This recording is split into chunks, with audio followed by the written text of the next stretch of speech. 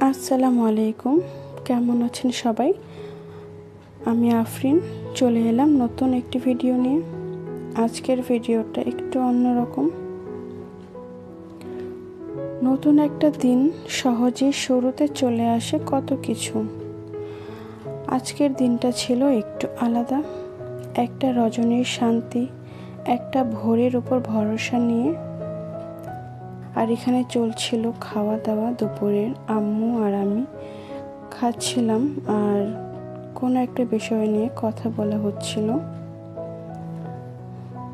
তাহাজ্জুদের নামাজ পড়ে মন হয়ে গেল শান্ত, নরম। এই শান্তি রাত আমাদের বড় নিয়ামত। ফজরের আজান শোনা গেল। সেহরি করে নিয়েছি তাহাজ্জুদ নামাজ পড়েই। রোজা শুরু হয়ে গেল। মনের মধ্যে একটা পরিষ্কারত্ব, একটা নতুন প্রশ্ন। আজ আমি আমার নিজেকে কিভাবে ভালো বানাবো? আলহামদুলিল্লাহ, আল্লাহ আমাদের বরাবরের মতো নতুন একটি সকাল উপহার দিয়েছেন।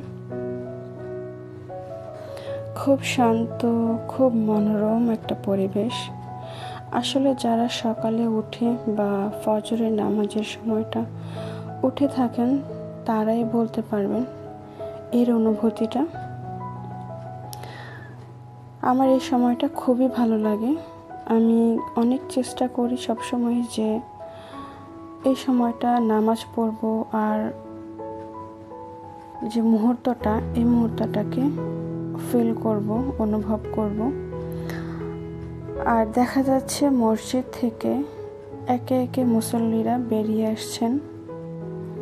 মাশাআল্লাহ, বাসার পাশের মিনারটা মাশাআল্লাহ অনেক সুন্দর। রাতের বেলা আরো বেশি সুন্দর লাগে যখন এটাতে লাইটিং হয়। দিনটা কেটে গেল নিজেকে কাজের মধ্যে রেখে রেখে। শরীরের ক্ষেত্রে কষ্ট থাকলেও মনে ছিল প্রফুল্ল। ইফতারের আগে পাস্তা রান্না শুরু করলাম। একটু বড় এফোর্ট। আর ছোট ভাইয়ের আবদার, সেও আমার সাথে রোজা রেখেছে। নিজের তৈরি কিছু দিয়ে ইফতার করার আনন্দটাই আলাদা। আর আমি এখানে পাস্তার সস বানিয়ে নিয়েছি। আর এই তো প্রায় পাস্তা রেডি। তারপর একটু সয়া সস আর গোলমরিচের গুঁড়ো দিয়ে একটু নাড়াচাড়া করে এরপর নামিয়ে নেব। আস্তে আস্তে করে সূর্য অস্ত যাচ্ছে। আজানের সাথে একটা শান্তি, একটা আনন্দ। রোজা ভাঙলাম খেজুর আর পানি দিয়ে। আর বড় করে একটা শুকরিয়া দিলাম। আজকের রোজাটা আল্লাহ খুবই সহজ করেছেন। এরপর পাস্তা দিয়ে বাকি ইফতারটা সেরে নিয়েছিলাম।